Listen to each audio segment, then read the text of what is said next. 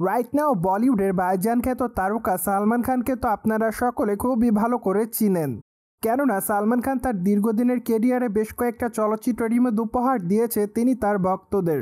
তাই তো বলাই বাহুল্য যে এই তারকা তার অভিনয় গুণে ভক্তদের মধ্যে নজরে থাকেন বরংবার।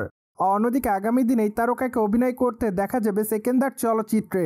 তাছাড়া গোটা ভারতে ঈদ উপলক্ষে চলচ্চিত্রটি মুক্তি দেওয়া হবে। তাই তো বর্তমানে চলচ্চিত্রের ইউনিট চলচ্চিত্রের প্রমোশনালের কাজের দিকে মনোযোগ দিয়েছে। সম্প্রতি তারা মুম্বাইতে চলচ্চিত্রের শুটিংয়ের কাজ শেষ করেছে। মূলত গতকাল মুম্বাইয়ের একটি 5 তারকা হোটেলে চলচ্চিত্রের একটি গানের শুটিংয়ের কাজ শেষ করেছে তারা। মূলত রোমান্টিক ঘরানার সেই গানটির মাধ্যমে সেকেন্দার চলচ্চিত্রের শুটিংয়ের কাজ সম্পূর্ণভাবে শেষ করা হয়েছে। তাই তো আপাতত বলাই বাহুল্য যে বর্তমানে চলচ্চিত্রটি রয়েছে মুক্তির অপেক্ষাতে। অন্যদিকে মাত্র কয়েকটা দিন আগে চলচ্চিত্রের টিজার মুক্তি দিয়েছিলেন চলচ্চিত্র নির্মাতারা। তাছাড়া চলচ্চিত্রের টিজারটি প্রকাশ্যে আসার পর দর্শকদের কাছে ব্যাপক আকারে প্রশংসা অর্জন করেছে বলিউডের ভাইজান সালমান খান। তাই তো আপাতত তার ভক্তরা সেকেন্দার চলচ্চিত্রটি দেখার জন্য অপেক্ষার মধ্যে। এদিকে অবশ্য সম্প্রতি জানা যায় 18ই মার্চ চলচ্চিত্রটি ট্রেলার মুক্তি দেওয়ার পরিকল্পনা করেছে চলচ্চিত্র নির্মাতারা।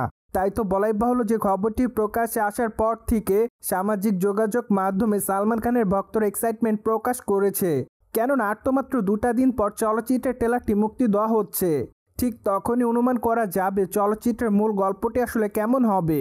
পাশাপাশি চলচ্চিত্রে সালমান খানের আসলে 2টি অবতার থাকবে, নাকি চলচ্চিত্রের পর্দায় সালমান খানকে একক চরিত্র অভিনয় করতে দেখা যাবে, তা অবশ্য একটু হলেও ক্লিয়ার করে বোঝা যাবে।